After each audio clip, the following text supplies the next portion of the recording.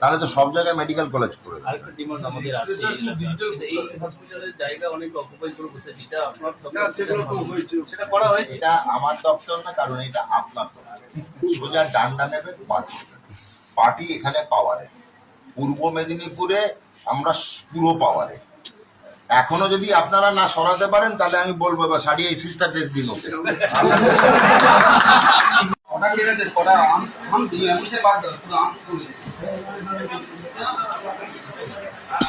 অনেক ডাক্তার আছে। আমি এখানে একটা রিপোর্ট পেয়েছি যে এখানে যেসব বাইরে প্রাইভেট ডায়াগনস্টিক চলছে তাদের অনিয়ম বেনিয়ম আছে। সিওমই সাহেবকে দায়িত্ব দিয়েছি বন্ধ করে দিন, ওরা প্রমাণ করবে ওরা ন্যায্য এবং নিয়ম মেনছে কিনা। উল্টোকে আগে কাগজ পরে না, আগে বন্ধ পরে কাগজ। উনি কালকে থেকে শুরু করবেন, প্রত্যেকটাকে ছাড়বেন, কোনো দালালিতে পয়সা দেবেন না, যেখানেই যাচ্ছেন দালালিতে পয়সা দেবেন না। অ্যাম্বুলেন্স বা ডায়াগনস্টিক এখানে প্রত্যেকটা পরিষেবা আছে, একটু সময় দিন। সবার কালকেই রিপোর্ট দরকার হয় না। এক, বাইরে গিয়ে বেকার খরচা করে টেস্ট করাবেন না, পকেট থেকে খরচা করবেন কারণ এখানে পরিষেবা দেওয়া আছে।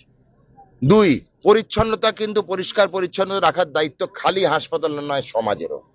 এখানে কাগজটা চিপস খেয়ে পকেটে রাখুন, কাগজ বিন খুঁজে বিনে ফেলুন, আমরা লাগিয়ে দিচ্ছি ভ্যাট। কিন্তু আমার বাড়িতে তো আমি বিছানা থেকে মাটিতে ফেলি না, তাহলে হাসপাতালে কেন ফেলবেন? হাসপাতালের রাস্তায় কেন ফেলবেন? এটাও আপনার বাড়ি, এখান থেকে আপনি জীবন পেয়ে ফেরত যাচ্ছেন। এটাকে মন্দির মসজিদের মতো পুজো করুন।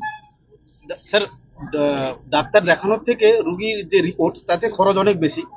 অনেক ডাক্তার মশাই, ডাক্তারবাবুরা আছেন, আপনার ওনার পছন্দ অনুযায়ী বলে দিয়েছি তো, দালাল বন্ধ করা, কাটমানি বন্ধ করা। মানবেন না এটা মানবেন না।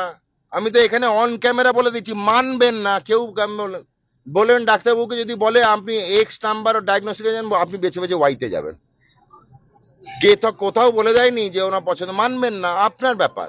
এটা আপনার ফান্ডামেন্টাল রাইট, যেখানে আপনি কোথায় যাবেন। আপনি কোন দোকান থেকে চিনি কিনবেন আপনাকে বলে দেবে চিনির দোকানদার? আপনি যেখান থেকে কিছু চিনি, আপনি যেখান থেকে কিছু টেস্ট করেন। তারপরে বলছি হাসপাতাল থেকে করা, কি দরকার আপনার বাইরে যাওয়ার?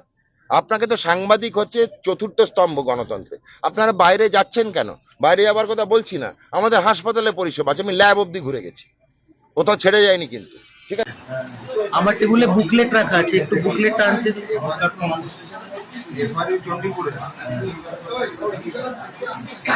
এখানে এক ভগবানপুর বেডসাইড লকার কিন্তু আমরা ভালো কন্ডিশনে নেই। একটা কিন্তু আপনার টাকা নেই, আমাদের বিএনপি কাজ করি সরকারের অবস্থিত নেই। বেড রং করা লোকালি লোক দুটো করে বেড ফাঁকা আছে, বেড রং করা বেডসাইড লকার ওটা লাগছে। আপনি হিসাব করবেন, আমার মনে হয় এখানে একটি দুইটা পাঠিয়ে দেওয়া ভালো। আপনার জন্য পাঠিয়ে দিলাম দুটো